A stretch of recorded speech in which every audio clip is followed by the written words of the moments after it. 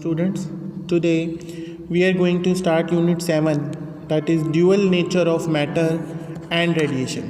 हम unit 7 start कर रहे हैं.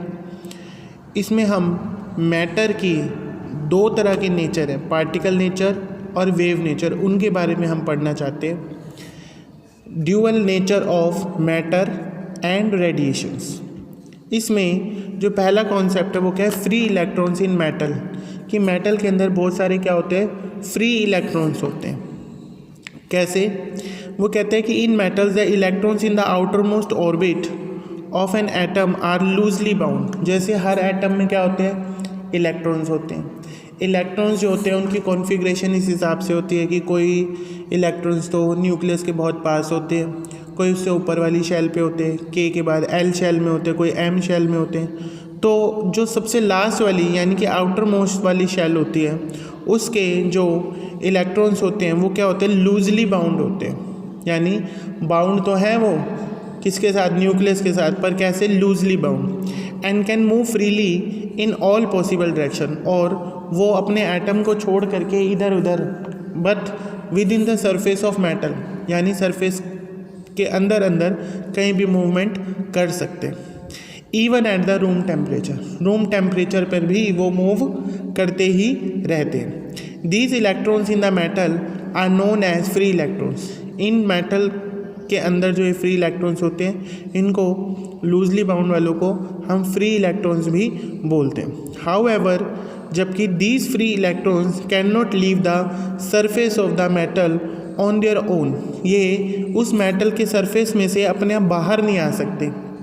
बाहर अगर जैसे हम कह रहे हैं कि ये फ्री है, फ्री तो है बट ये अंदर अंदर, यानी एक एटम से दूसरे के पास, दूसरे से तीसरे के पास, इस तरीके से मूवमेंट कर सकते हैं, पर ये एटम को छोड़ करके उसके सरफेस से बाहर नहीं आ सकते अपने आप. बट हम उसको ज़बरदस्ती एनर्जी दे करके बाहर निकाल सकते. The free electrons can leave the metal surface only if an external energy is supplied it to overcome the surface barrier. यानी अगर हम उसको कुछ एनर्जी दें, और कितनी एनर्जी, जो हर सरफेस में से बाहर निकलने के लिए एक उसके सरफेस एनर्जी फिक्स्ड है, जिसको हम वर्क फंक्शन भी बोलते हैं. फिक्स एनर्जी हर मटेरियल के अलग अलग है कि इतनी एनर्जी देंगे हम मेटल को तो उसमें से जो फ्री इलेक्ट्रॉन्स है वो उसके बाहर आने शुरू हो जाएंगे. इस तरीके से उस फ्री एनर्जी को हम क्या कहते हैं, वर्क एनर्जी. वर्क फंक्शन को 5 नोट से दिखाते हैं, बहुत इंपॉर्टेंट डेफिनेशन है. क्या कहते हैं, it is the minimum energy required by free electron. ये वो कम से कम इतनी एनर्जी है जो एक फ्री इलेक्ट्रॉन्स को चाहिए होती है to just leave the metal surface, कि वो मेटल सरफेस को क्या कर दे, लीव कर दे, छोड़ दे, यानी बाहर आ जाए. और ये किस पे डिपेंड करती है कि ये कितनी होगी और कितनी नहीं होगी. ये डिपेंड करता है, number 1, temperature of the surface of the metal, कि मेटल का सरफेस का टेम्परेचर है कितना.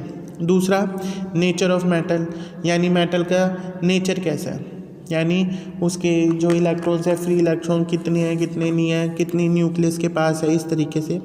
तीसरा फैक्टर जो इसमें इंपॉर्टेंट है वो क्या है, amount of impurities in the metal, यानी मेटल के अंदर इम्प्योरिटीज़ कितनी है. इस 5 नोट को यानी वर्क फंक्शन को हम मेजर करते हैं. इसकी जो यूनिट है वो है इलेक्ट्रॉन वोल्ट. क्या है, electron volt. 1 electron volt equal to कितने के बराबर होता है, 1.6 इंटू 10⁻⁻19 कूलम इंटू 1 वोल्ट. यानी कूलम और वोल्ट जब मल्टीप्लाई होते हैं तो जूल बन जाता है. यानी कि 1 इलेक्ट्रॉन वोल्ट को जब भी आपने जूल में, एनर्जी की यूनिट है ये, उसमें अगर आपको कन्वर्ट करना हो तो आप इसे 1.6 इंटू 10⁻⁻19 जूल से मल्टीप्लाई कर सकते हैं. अब हम पढ़ेंगे 1 इलेक्ट्रॉन वोल्ट की डेफिनेशन. ये आपने 11th में भी पढ़ रखी है. It is the energy acquired by an electron when it is accelerated through a potential difference of 1 volt.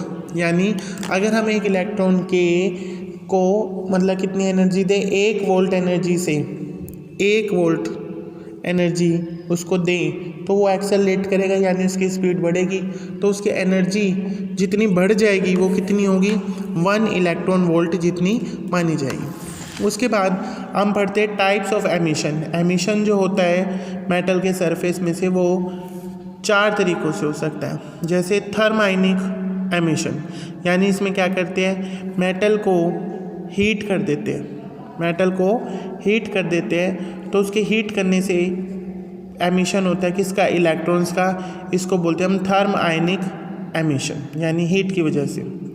Next है photo electric emission. Photo electric emission में क्या होता है, the process of emission of electrons when light of suitable frequency is incident on the metal surface. क्या करते हैं कि metal के सरफेस के ऊपर दूसरी किसी लाइट को गिराते हैं, उस लाइट के पास क्या होती है, एनर्जी, वो लाइट जब उस सरफेस पे गिरती है तो उसके बदले क्या निकलते हैं, उसमें से इलेक्ट्रॉन्स बाहर निकलने लग जाते हैं, इसलिए हम इसको बोले फोटो मतलब लाइट, इलेक्ट्रिक एमिशन मतलब इलेक्ट्रॉन्स का एमिशन, एमिशन मतलब बाहर आना।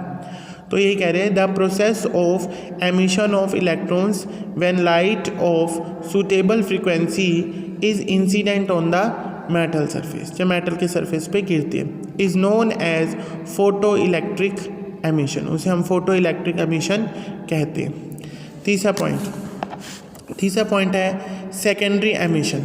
सेकेंडरी एमिशन क्या होता है, the process of emission of free electrons when highly energetic electron beam is incident on a metal surface, यानी जब एक हाई एनर्जी वाली इलेक्ट्रॉन की बीम आकर के किस पे गिरती है, दूसरे किसी मेटल पे गिरती है, तो उसमें से इलेक्ट्रॉन्स की बीम निकलने लग जाती है, उसको क्या बोलते हैं हम, सेकेंडरी एमिशन।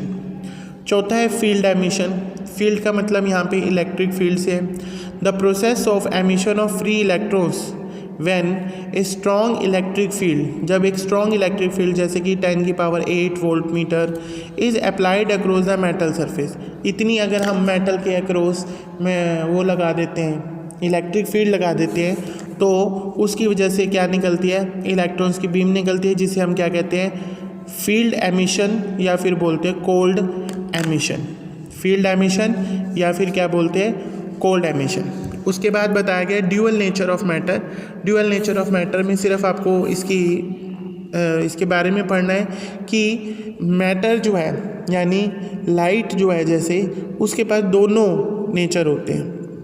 कैसे, वो मैटर की तरह भी बिहेव करती है और पार्टिकल की तरह भी बिहेव करती है।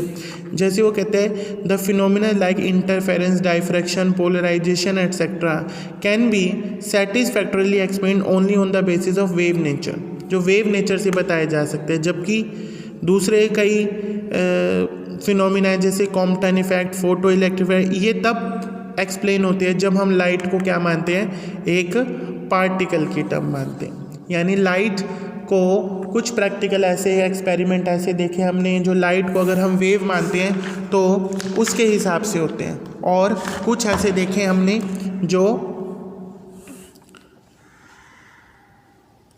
लाइट को अगर हम पार्टिकल मानते हैं तो तब होते हैं। अब जो लाइट जिससे बनती है वो पार्टिकल जो होते हैं वो क्या होते हैं, फोटोन्स।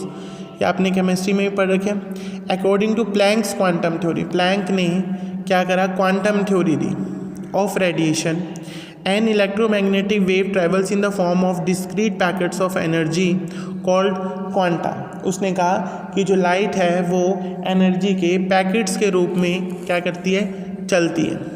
जैसे उसका जो एक पैकेट होता है उसको हम बोलते हैं क्वांटम, या फिर क्या बोलते हैं, फोटोन। फोटोन की कुछ प्रॉपर्टीज़ हैं, जैसे फर्स्ट पॉइंट कि लाइट फोटोन से बनती है, तो इसकी फोटोन की लाइट भी, फोटोन की जो स्पीड होगी वो भी कितनी होगी, 3 × 10⁸ मीटर पर second. Second point, a photon has 0 rest mass.